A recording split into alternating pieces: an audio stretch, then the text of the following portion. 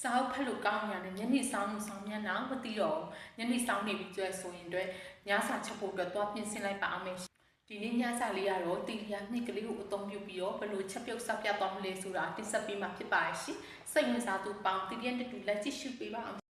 စတားလေးတွေကိုတမြသီးနဲ့ညှစ်ရေးစေးအောင်စေးရေးစေးပြီးတော့ဟောက်စားထက်နနွေးမှုန့်ထက်စတားမှုန့်လေးထက်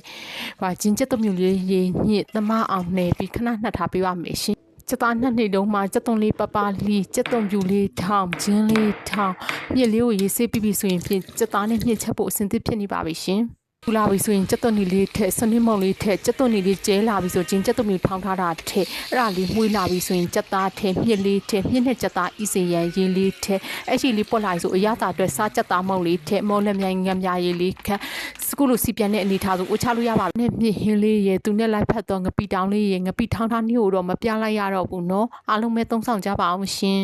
ကဲစားပါပြီနော်မြစ်နဲ့စက်သားနဲ့ချက်ငပိတောင်းတမ်းရာရေးညစ်special ကိုချက်ကိုကညှစ်လိုက်ပြီးတော့ပန်းမြိုင်ညှစ်ဒါအိုးလူအင်းလုပ်ထားတာဒီမှာရဲ့အထာအိုးလူအင်းလို့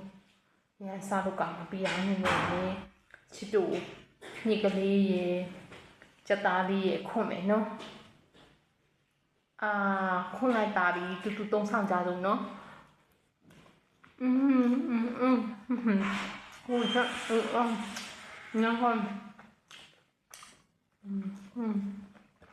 ไ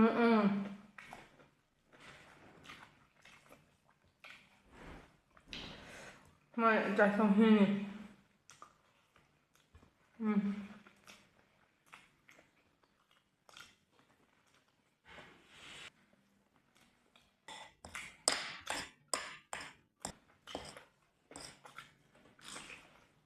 စပီစာလိုက်ပါတော့မယ်နော်ဘလော်လေးကဒီနေ့ပြလာပါပဲ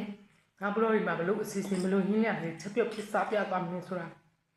ဆက်လက်ကြည့်ရှုပေးပါရှင်အဆုံးကြည့်ရှုသူအားလုံးအများကြီးကျေးဇူးတင်ပါတယ်အားလုံးလည်းအញ្ញမ်းချစ်ပါအားလုံးပဲ